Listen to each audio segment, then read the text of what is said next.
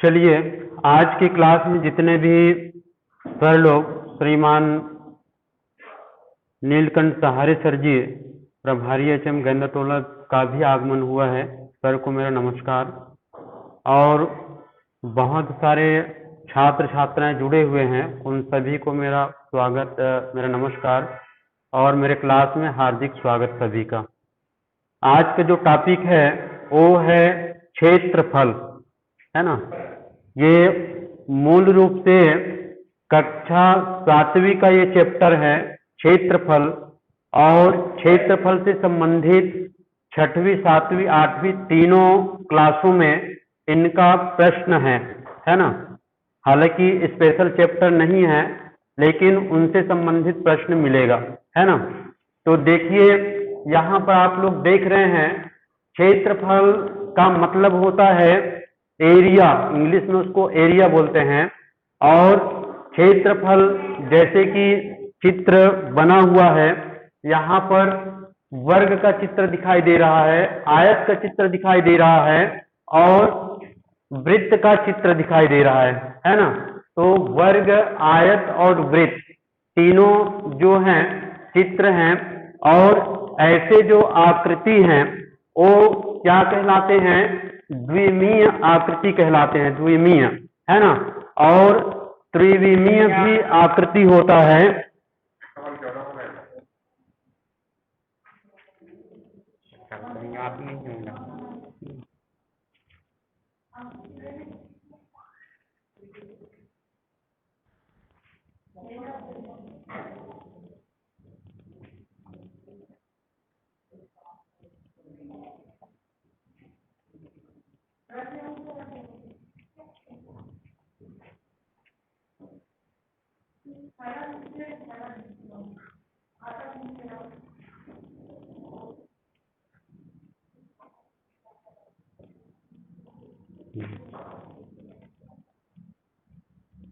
आपका नंबर बताओ सर।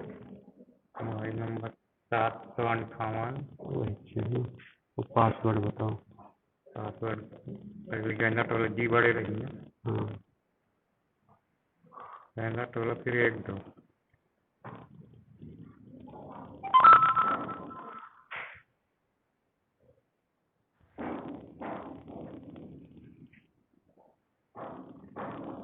एक दो। बस होता।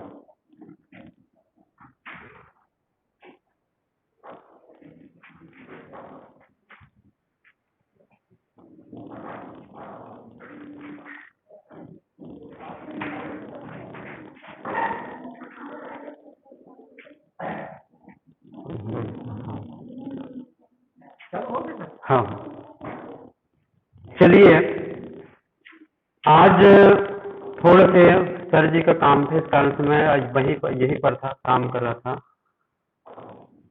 आगे क्लास को गति प्रदान करते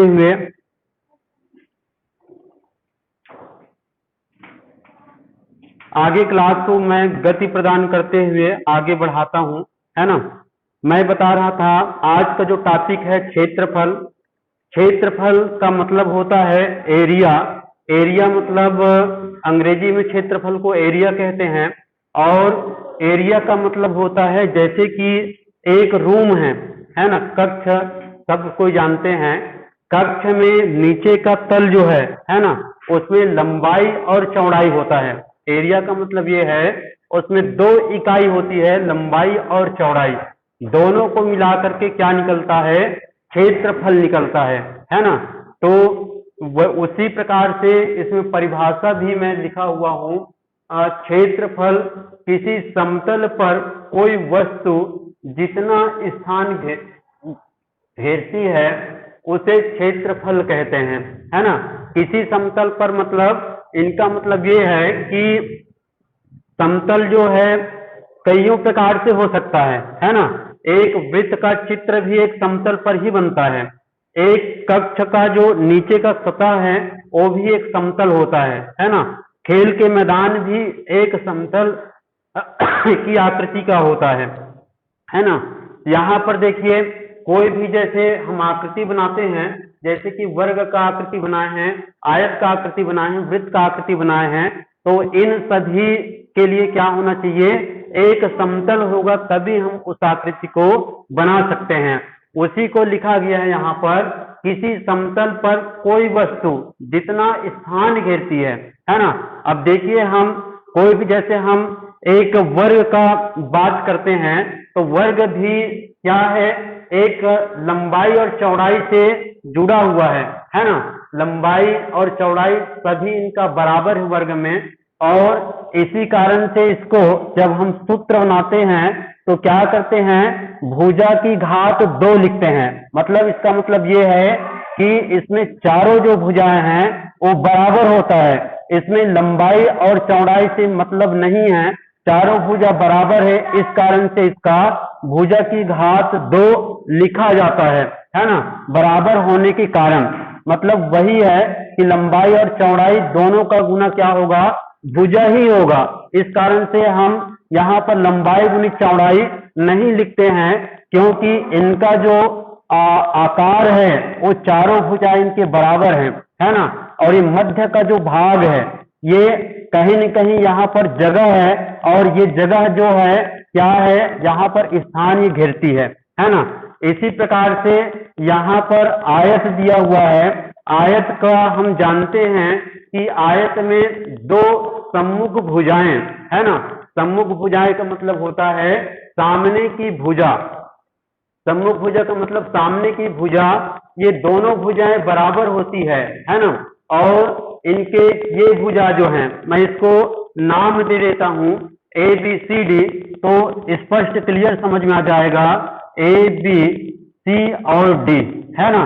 तो देखिए ए बी बराबर क्या है, सी डी है, मतलब ए बी के सम्मुख भुजा क्या है, सी डी है, और बी सी का सम्मुख भुजा ए डी है ना। तो यहाँ पर भी ये इसका लंबाई है और बी सी इसका चौड़ाई है ना। जहां पर हम लंबाई और चौड़ाई की बात करते हैं, मतलब वहां पर क्या होगा, स्थान घेरेगा है ना।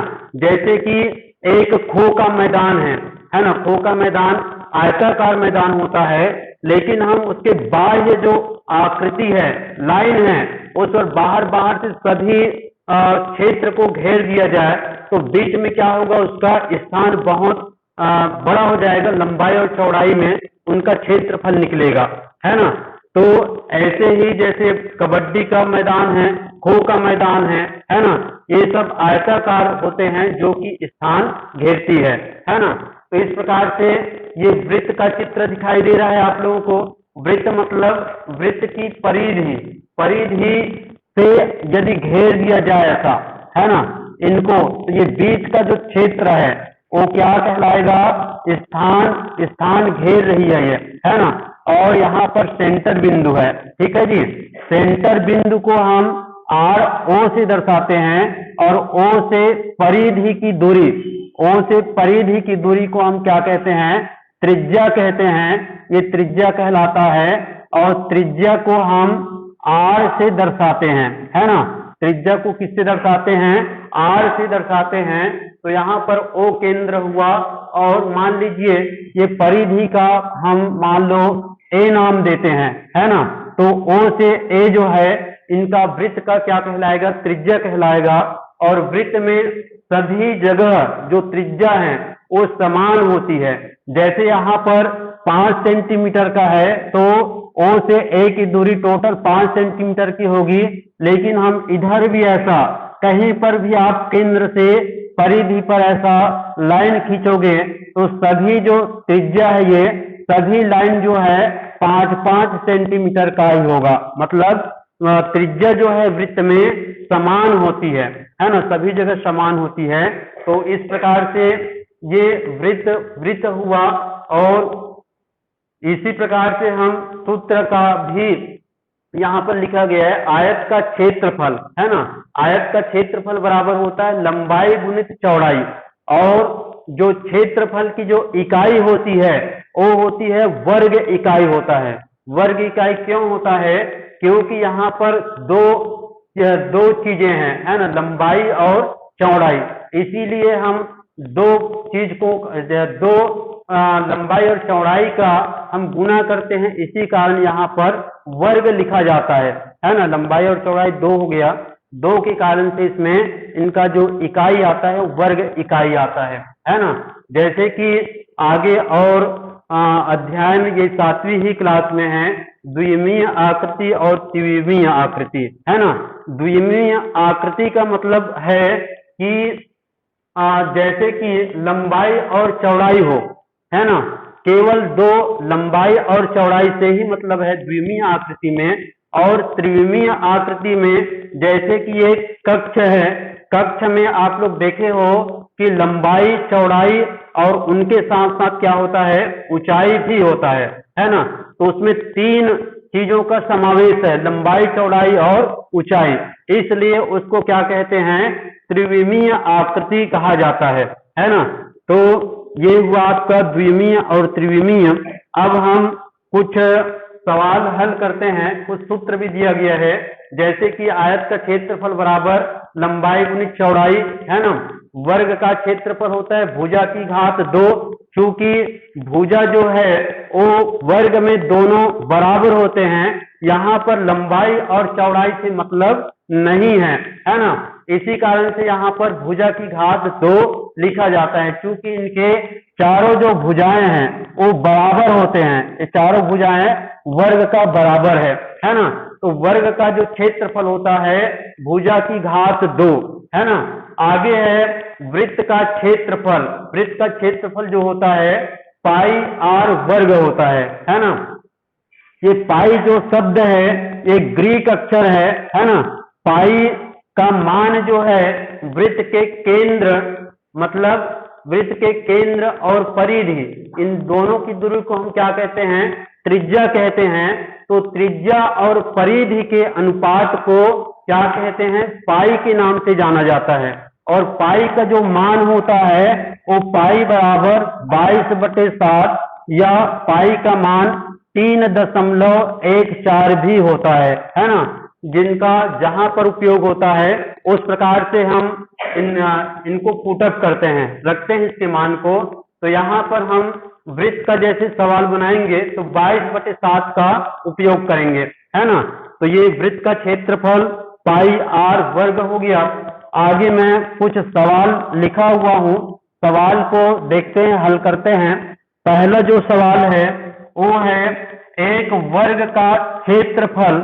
वर्ग जानते हैं आप लोग, ये वर्ग का चित्र दिखाया गया है ना। ए बी सी और डी ये वर्ग है ना। तो वर्ग का जो आकृति है ना, वर्ग जो है वो एक वर्ग का क्षेत्रफल 1 वर्ग मीटर है, तो इसी वर्ग का क्षेत्रफल वर्ग सेंटीमीटर में ज्ञात कीजिए।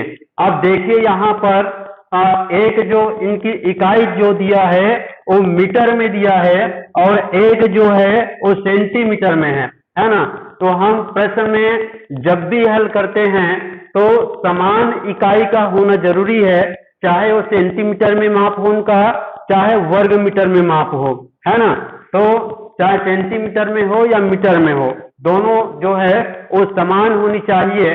तो हम इस सवाल को कैसे हल करेंगे, देखिए यहाँ पर क्वेश्चन नंबर 1 का हल, है ना। दिया हुआ है वर्ग का क्षेत्रफल, है ना। वर्ग का क्षेत्रफल, वर्ग का क्षेत्रफल बराबर होता है भुजा की घात 2, है ना, ये होता है। और प्रश्न में दिया हुआ है एक वर्ग का क्षेत्रफल 1 वर्ग मीटर है। कितना है, 1 वर्ग मीटर है ना। तो यहाँ पर पुनः हम लिखते हैं वर्ग का क्षेत्रफल, क्षेत्रफल बराबर दिया है 1 वर्ग मीटर, है ना। क्योंकि ये जो इनकी इकाई है वो मीटर में दिया है और हमको उत्तर लाना है किसमें, सेंटीमीटर में लाना है ना। तो देखिए यहाँ पर भुजा की घात 2 ये वर्ग का क्षेत्रफल होता है। यहाँ पर वर्ग का क्षेत्रफल प्रश्न में दिया गया है 1 वर्ग मीटर, है ना। मतलब 1 वर्ग मीटर का मतलब हुआ 1 गुणित 1, है ना, 1 मीटर गुणित 1 मीटर। इस प्रकार से हम इसको लिख सकते हैं, है ना। वर्ग है, मतलब 2 बार हम इसको लिखेंगे 1 मीटर गुणित 1 मीटर। और ये भी जानते हैं कि 1 मीटर बराबर कितना होता है, 100 सेंटीमीटर होता है। 1 मीटर बराबर कितना होता है, 100 सेंटीमीटर होता है।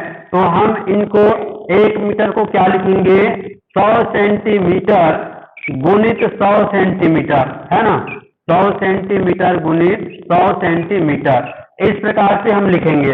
अब ये कहाँ से आया, यहाँ पर आप कारण भी दर्शा सकते हो नीचे में, क्योंकि 1 मीटर बराबर कितना होता है, 100 सेंटीमीटर होता है ना।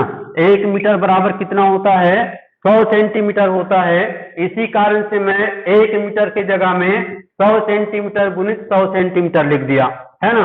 अब देखिए 100 गुणित 100 करते हैं तो 100 गुणित 100 मतलब 1 का गुना 1 से कर दीजिए, तो ये हो गया 1 एकम 1। अब इसमें कितने जीरो हैं, 1 जीरो 2 जीरो 3 जीरो और ये 4 जीरो, है ना। 1 जीरो 2 जीरो 3 जीरो 4 जीरो, और ये क्या हो जाएगा, इनका क्षेत्रफल सेंटीमीटर, क्योंकि इनका क्षेत्रफल जो है वर्ग सेंटीमीटर में ज्ञात करने के लिए बोला गया है ना। ये हो गया 10,000 वर्ग सेंटीमीटर। ठीक, इस प्रकार से ये प्रथम सवाल का हल हुआ। ऐसे ही आगे जो सवाल है उनको देखते हैं। यहाँ पर ये अच्छा सवाल है, इस सवाल को अच्छा से आप लोगों को समझना है ना। देखिए सवाल का हल, यहाँ पर देखिए, एक कमरे की सभी दीवार, आप लोग जानते हैं कि कमरे पर कितने दीवार होते हैं, 4 दीवार होते हैं। कमरे पर कितने दीवार होते हैं, 4 दीवार होते हैं। तो यहाँ पर प्रश्न में दिया गया है कमरे का सभी दीवार, है ना, एक कमरे की सभी दीवार आयताकार है ना। और प्रायः हम लोग जानते हैं कि कमरे का जो दीवार होता है वास्तव में आयताकार ही होता है ना। आयत की आकृति का होता है, जो चौड़ाई है उसका कम होता है और लंबाई उसका ज्यादा होता है, मतलब आयत का ही आकृति का होता है। और एक भुजा और उनके सामने की भुजा बराबर होती है ना। अक्सर ऐसा होता है, लेकिन कंडीशन कुछ जगह नहीं रहता या कुछ और कंडीशन है तभी आयताकार नहीं बनता, लेकिन जो कक्ष है वो हमेशा आयताकार ही बनता है ना। तो यहाँ पर देखिए वैसे ही दीवार जो है, ये दीवार आप लोग देख रहे हो, है ना, ये दीवार जो है आयत की आकृति का है ना। इनमें ये वाला जो लाइन है और ऊपर का जो लाइन है वो बराबर है, और नीचे इधर का जो चौड़ाई है और उधर का चौड़ाई वो भी दोनों बराबर है। तो आयत में चौड़ाई और चौड़ाई दोनों आमने सामने चौड़ाई बराबर होते हैं, और आयत के जो सम्मुख भुजा है उसमें भी जो लंबाई है वो बराबर होता है ना। तो इस प्रकार से हम एक कमरे की सभी दीवार आयताकार है, प्रत्येक दीवार की लंबाई 3 मीटर और चौड़ाई जो है 2 मीटर है। तो पुताई का खर्च, दीवार की पुताई का खर्च ज्ञात कीजिए, जबकि पुताई का खर्च 10 पैसे प्रति सेंटीमीटर है ना। ये प्रश्न बहुत ही अच्छा क्वेश्चन है, इनको आप लोगों को अच्छे से ही समझना है ना। यहाँ पर इसका हम हल करते हैं, और चूंकि मैं बताया हूं कि जब भी प्रश्न हम हल करते हैं तो जो भी माप है उस माप को पहले देखा जाता है। यहाँ पर भी एक जो है मीटर में दिया है और एक जो माप है वो सेंटीमीटर में दिया है ना।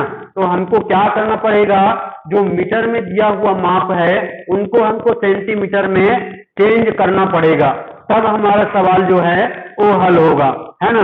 तो देखिए हम वैसे करते हैं। इसमें दिया हुआ है प्रश्न में दीवार की लंबाई, है ना, दिया है। जब भी हम हल करते हैं प्रश्न में तो जो भी दिया रहता है उसको पहले लिखते हैं, है ना। दिया है दीवार की लंबाई, मैं छोटा छोटा लिखता हूं तभी थोड़ा सी ये लंबा क्वेश्चन है। दीवार की लंबाई, है ना। अब दीवार की लंबाई जो है वो कितना है, 3 मीटर है। अब हम इसको सेंटीमीटर में चेंज करेंगे, है ना।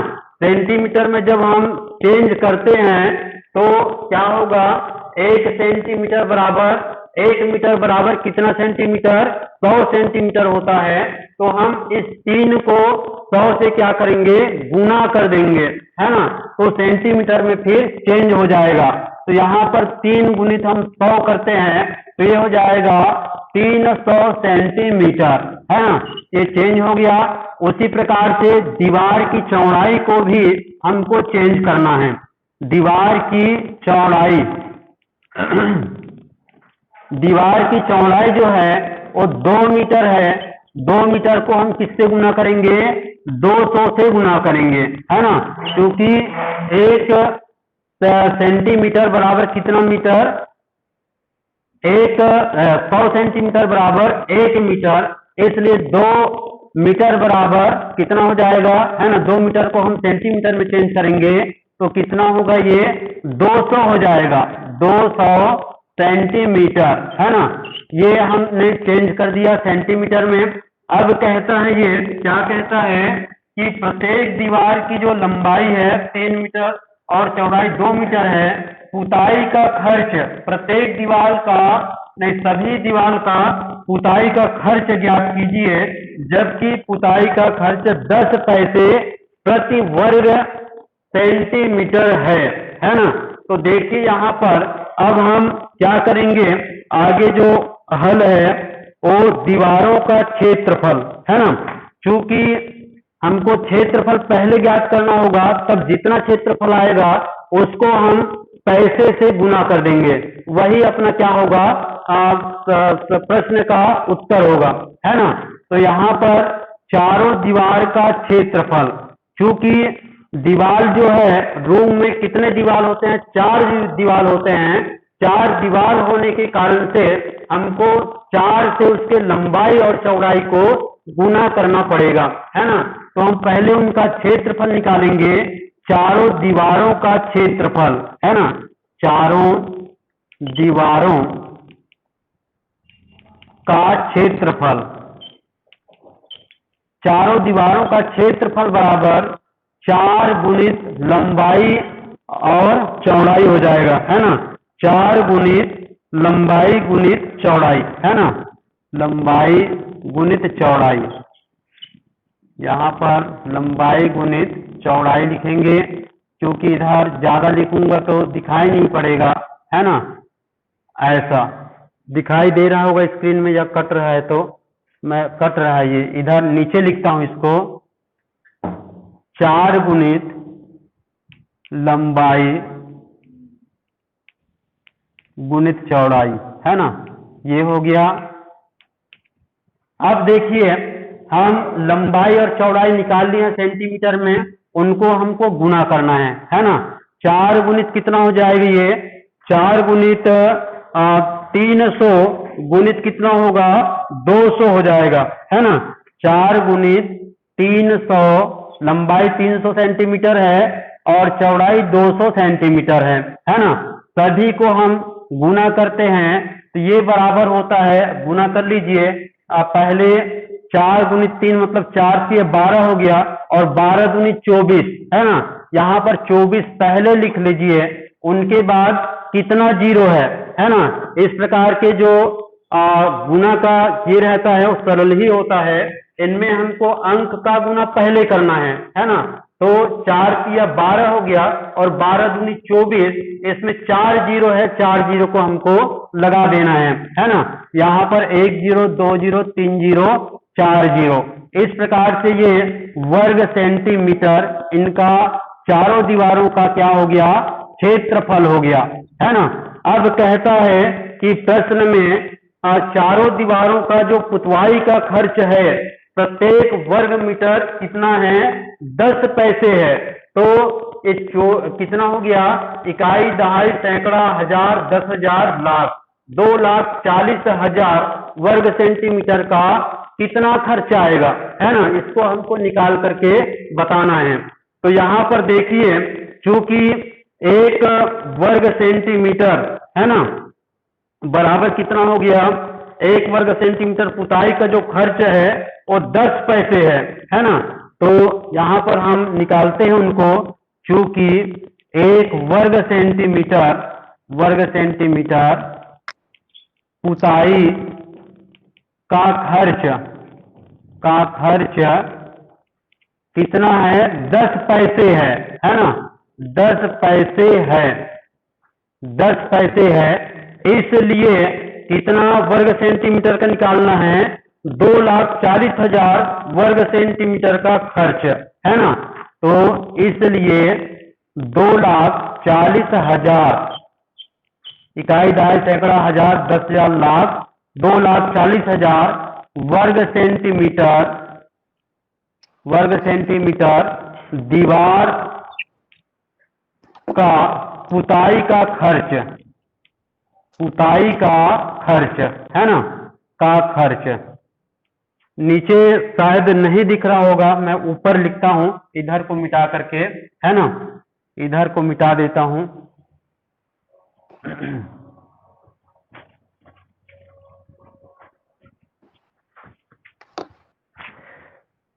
यहां पर इनका जो खर्च जो है वो आ जाएगा 2,40,000 गुणित 10 कर देंगे, है ना। 2,40,000 गुणित हम 10 करेंगे तो ये कितना आ जाएगा? 1 जीरो इसमें और बढ़ जाएगा, है ना। जो कहते हो लिखिए इनको 2,40,000 और 1 जीरो इसका और बढ़ाएंगे, है ना। 1 2 3 4 5, 1 2 3 4 5 और ये 24, है ना।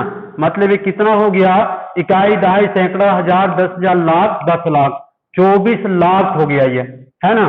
24 लाख। अब इसमें भी क्या है, थोड़े से पैसा में दिया हुआ इसका खर्च जो है ना। हमको खर्च रुपया में निकालना है, इसलिए क्या करना होगा? पैसे को रुपये में चेंज करना होगा। क्या करना है? पैसे को हम रुपये में चेंज करेंगे। तो आगे देखिए, चूंकि 100 पैसे बराबर कितना होता है? 1 रुपया होता है। क्योंकि 100 पैसे बराबर कितना रुपया? 1 रुपया। इसलिए 24 लाख, है ना, इकाई, दहाई, सैकड़ा, हजार, 10,000, लाख, 10 लाख, 24 लाख पैसे बराबर, है ना। तो उसको क्या करेंगे हम? रुपया बनाने के लिए 100 से उसको क्या दे देंगे? भाग दे देंगे, है ना।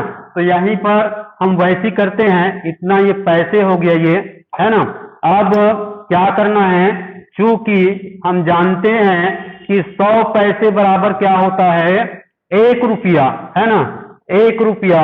इसलिए 24 लाख, है ना, इसलिए 24 लाख पैसे बराबर 24 लाख इकाई, दहाई, सैकड़ा, हजार, 10,000, लाख, 10 लाख, है ना।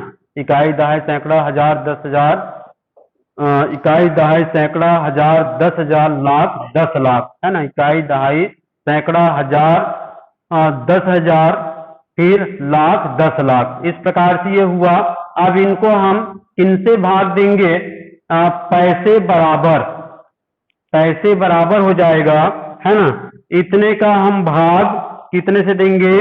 100 से देंगे। 24 और कितना जीरो? 1 2 3 4 5 जीरो, है ना। 1 2 3 4 5 जीरो, 1 2 3 4 5, है ना, बटे 100। इस प्रकार से हम इनको अब देखते हैं, रुपया बनाने के लिए 100 से इसको भाग दे दिए। अब 1 जीरो से 1 जीरो जो कटता है उसको काटना है ना। 1 जीरो से 1 जीरो, फिर 1 जीरो से 1 जीरो, है ना। अब क्या बचा? यहाँ पर 1 बचा, है ना। कितना बचा? 1 बचा। तो कितना आ गया इसका रुपया में उत्तर? 24,000, है ना। इकाई, दहाई, सैकड़ा, हजार, 10,000, 24,000 रुपये। ये इनका क्या आएगा? उत्तर आएगा, है ना। प्रश्न में यही चीज को पूछा गया है कि कहना चाहिए चारों दीवार का जो पुताई खर्च है उनको ज्ञात कीजिए। तो चारों दीवार का जो पुताई का खर्च है वो कितना आएगा? 24,000 रुपये आएगा। यही इसका उत्तर होगा, है ना। इस प्रकार से प्रश्न थोड़े से लंबा है लेकिन सरल है। हम स्टेप बाय स्टेप चलेंगे इसमें, है ना। क्योंकि सवाल में 2 इकाई है, 2 इकाई को बदलने में थोड़ा सा टाइम लगा है ना। क्योंकि मीटर को सेंटीमीटर में बदले हैं, फिर उनका क्षेत्रफल निकाला गया, फिर पुनः पैसा दिया हुआ है, पैसे को हमने रुपया में चेंज किया, फिर उनको भाग दिए हैं। तो इस प्रकार से इनका सीढ़ी दर सीढ़ी ये बनता है सवाल, और सरल है ये, है ना। अब मैं अगला सवाल हल करता हूं। जैसे कि क्षेत्रफल निकालना है, वर्ग का क्षेत्रफल, आयत का और वृत्त का क्षेत्रफल, है ना। तो इस प्रकार के क्वेश्चंस देख लेते हैं।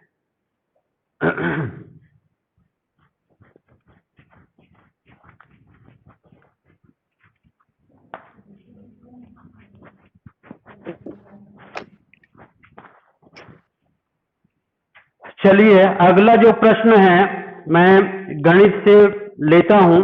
अगला जो प्रश्न है कहां पर है जी, प्रश्नावली। ये अध्याय जो है 15 अध्याय है, और इनमें प्रश्न है प्रश्नावली 15.1, है ना। जैसे कि आयत का यहाँ पर क्वेश्चन लिखता हूं मैं, है ना। वृत्त का लेते हैं पहले। वृत्त का क्षेत्रफल ज्ञात कीजिए, क्षेत्रफल ज्ञात कीजिए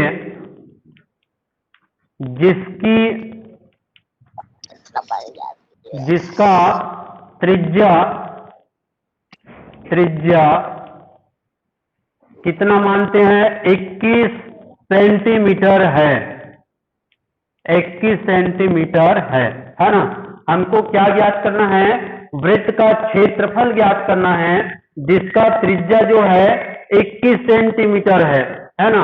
अब देखिए, जब हम वृत्त का क्षेत्रफल ज्ञात करते हैं तो दो तरह से क्वेश्चन दिया जाता है। एक तो सीधा सीधा आपको ऐसे ही प्रश्न दिया जाएगा, त्रिज्या दिया रहेगा, या दूसरा इसी को घुमा करके दे दिया जाएगा कि वृत्त की व्यास इतना सेंटीमीटर है तो उसका क्षेत्रफल ज्ञात कीजिए। तो दो प्रकार से घुमा करके प्रश्न को दिया जा सकता है ना। जब त्रिज्या दिया हो तो सरल है, वृत्त का क्षेत्रफल का सूत्र लगाइए और मान को रखिए, फिर जो कटता है उसको काट दीजिए और वर्ग इकाई करके जो उत्तर आता है उसको लिखना है ना। आगे जो है यदि व्यास दिया हुआ है तो हमको पहले त्रिज्या ज्ञात करना होगा, क्योंकि त्रिज्या जो है वो व्यास, त्रिज्या जो है यहाँ पर वृत्त के केंद्र से, चित्र आगे लिखा हुआ है यहाँ पर, चित्र जो है ये केंद्र बिंदु है ना। यहाँ से यहाँ तक की जो दूरी है यदि 5 सेंटीमीटर है तो इधर भी दूरी जो होगा वो 5 ही सेंटीमीटर का होगा। मतलब वृत्त के केंद्र से होकर के जो रेखाएं गुजरता है, रेखाखंड गुजरता है, उनको हम वृत्त का व्यास कहते हैं, है ना। ये वृत्त का व्यास है, और वृत्त का व्यास जो है वो त्रिज्या का कहना चाहिए क्या होता है, दोगुना होता है, त्रिज्या का डबल होता है व्यास जो है ना। और त्रिज्या यदि निकालें तो इसका सूत्र है व्यास बटे 2, व्यास का हम आधा कर देते हैं तो इस प्रकार से व्यास निकल आता है ना। तो यहाँ पर इसमें व्यास का नहीं दिया है, सीधा सीधा हम क्षेत्रफल का सूत्र लगाते हैं, है ना। यहाँ पर वृत्त का क्षेत्रफल, वृत्त का क्षेत्रफल, है ना, वृत्त का क्षेत्रफल बराबर होता है, क्या होता है जी, पाई आर वर्ग। ठीक है जी, वृत्त का क्षेत्रफल बराबर पाई आर वर्ग। अब हम जानते हैं पाई का मान कितना है, 22/7, है ना। और आर वर्ग, आर यहाँ पर दिया हुआ है प्रश्न में, त्रिज्या 21 सेंटीमीटर और इसमें वर्ग है, तो हम क्या करेंगे, 21 का 2 बार गुना करेंगे, है ना। 21 गुणित 21, यहाँ पर काटिए इनको, 7 एकम 7 और 7 तिया 21। अब देखिए जो भी बचा हुआ है उनका हम गुना कर देते हैं, है ना। तो यहाँ पर होगा 21 तिया 63, है ना, 3 एकम 3, 22 गुणित, यहाँ पर 3 का गुना कर दीजिए, 3 एकम 3 और 3 दूनी 6। ठीक है, अब 63 का हम 22 से गुना करते हैं तो 22 तिया हो गया कितना, 66, है ना। 22 दूनी 44 और 22 तिया 66 होता है, हासिल 6। अब 22 का कितना होगा, 22 का 132, है ना। 6 दूनी 12 का 2, हासिल 1, 6 दूनी 12 और 1 13, 132 में हम 6 को जोड़ेंगे तो कितना हो जाएगा, 6 में 2 जोड़िए 8 हो गया, 3 का 3, 1 का 1, तो ये हो गया 1386। और ये जो दिया हुआ है इनका क्षेत्र त्रिज्या सेंटीमीटर में है, इस कारण से यहाँ पर क्या आएगा, इनका क्षेत्रफल वर्ग सेंटीमीटर है ना। ये इनका उत्तर हुआ, वृत्त का क्षेत्रफल। तो इस प्रकार से हम इस सवाल को ऐसे हल करेंगे। अगला जो है, यदि व्यास दिया है तब हम उस सवाल को कैसे हल करेंगे, इनको देखते हैं, है ना। चलिए 5 ही मिनट शेष है, मैं आगे सवाल बताता हूं। वृत्त का यदि व्यास दिया हुआ है ना, वृत्त का व्यास दिया है, जैसे कि इसी क्वेश्चन पर वृत्त का क्षेत्रफल ज्ञात कीजिए जिसका व्यास, यहां पर मैं व्यास शब्द लिख देता हूं, क्वेश्चन वही है। वृत्त का व्यास जो है वो 14 सेंटीमीटर है ना, 14 सेंटीमीटर है, तो हमको क्षेत्रफल ज्ञात करना है। ठीक है जी। तो यहां पर लिखोगे, चूंकि दिया है ना, दिया है, क्या दिया भाई, व्यास दिया है ना, वृत्त का व्यास, यहां पर लिखोगे वृत्त का व्यास बराबर होता है कितना, 14 सेंटीमीटर दिया हुआ है क्वेश्चन में। अब जब व्यास दिया है तो त्रिज्या का मान कैसे निकालेंगे, फार्मूला होता है त्रिज्या बराबर, त्रिज्या को हम r से दर्शाते हैं और व्यास को हम d से दर्शाते हैं, और d/2 होता है इसका सूत्र जो है ना, r बराबर d/2। यहाँ पर हम हिंदी में ही लिख देते हैं इनको, व्यास बटे 2 है ना। तो यहाँ पर त्रिज्या बराबर हो जाएगा, त्रिज्या बराबर व्यास का मान है 14 और इसको 2 से हम भाग दे देंगे, मतलब 2, 14 का आधा कितना होगा, 7 होगा। 7 सेंटीमीटर इनका क्या हुआ, त्रिज्या हुआ। अब त्रिज्या निकल गया तो हम क्षेत्रफल आसानी से ज्ञात कर सकते हैं, है ना। तो यहाँ पर लिखिए वृत्त का क्षेत्रफल, वृत्त का क्षेत्रफल बराबर क्या होता है, पाई r वर्ग, है ना। पाई का मान जो है 22/7, r का मान निकाला गया है 7 और वर्ग है मतलब 7 गुणित 7, है ना। तो 7 से एक साथ कैंसल हो गया, गुना करते हैं 22 गुणित 7, है ना। 22 गुणित 7 करने पर क्या हो जाएगा, 7 दूनी 14 का 4, हासिल 1, 7 दूनी 14 और 1, 15 वर्ग सेंटीमीटर, 154 वर्ग सेंटीमीटर, ये इनका क्या होगा, उत्तर होगा, है ना। इस प्रकार से हम, यदि क्वेश्चन में व्यास दिया हुआ है तो हमको त्रिज्या ज्ञात करके उनका क्षेत्रफल निकालना होता है ना। तो इस प्रकार से मैं आज इतना ही पढ़ाता हूँ, और शाम को 6 बजे मेरी क्लास है। सभी बच्चे टीजी लिंक से जुड़ेंगे, सभी को और जानकारी बताना है, क्योंकि अधिक से अधिक संख्या में आप लोग जुड़िए, तभी आप लोगों को क्या होगा, उसका लाभ मिलेगा, है ना। तो इसी के साथ आज का क्लास का मैं समापन करता हूँ। सभी लोग अमूल्य समय देकर के मेरे क्लास ज्वाइन किए, सभी को धन्यवाद।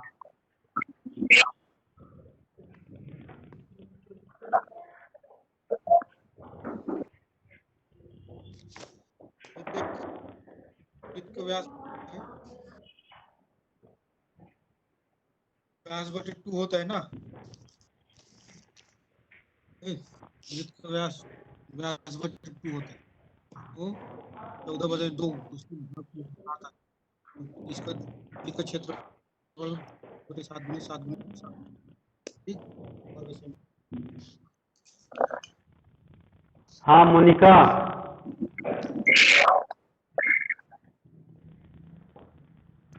सर आखिरी में आंसर क्या आया है?